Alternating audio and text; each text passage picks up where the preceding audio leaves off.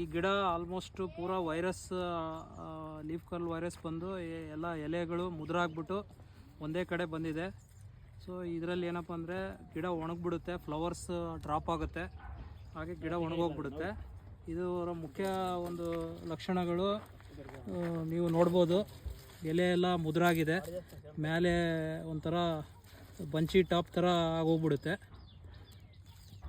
ಈ ಥರ ಆದ ಗಿಡಗಳನ್ನ ನೀವು ಹೊಲದಲ್ಲೇ ಬಿಡಬಾರ್ದು.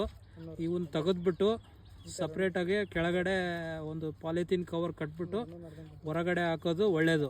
ಇಲ್ಲಾಂದರೆ ಈ ಗಿಡದಲ್ಲಿದ್ದ ಏನಾಗುತ್ತೆ ಅಂದರೆ ಪಕ್ಕದ ಗಿಡಗಳಿಗೆ ಇದು ಹರಡ್ಬಿಟ್ಟು ಮತ್ತು ಹೆಚ್ಚಿನ ಗಿಡಗಳು ಇದು ವೈರಸ್ನ ಹಾವಳಿಗೆ ತುತ್ತಾಗೋ ಚಾನ್ಸಸ್ ಭಾಳ ಇರ್ತದೆ. ಇದು ಬರೋದು ಹೆಂಗಪ್ಪ ಅಂದರೆ ಈ ಒಂದು ವೈಟ್ ಫ್ಲೈ ಇಲ್ಲಿ ರಸ ಹೀರ್ಬಿಟ್ಟು ಪಕ್ಕದ ಗಿಡಗಳಿಗೆ ಮತ್ತೆ ರಸ ಹೀರೋದ್ರಲ್ಲಿದ್ದ ಇದು ಸ್ಪ್ರೆಡ್ ಆಗುತ್ತೆ. ಇಲ್ಲಿ ನೋಡ್ತಾ ಇರ್ಬೋದು ನೀವು, ಇಲ್ಲಿ ವೈಟ್ ಫ್ಲೈ ಇದೆ.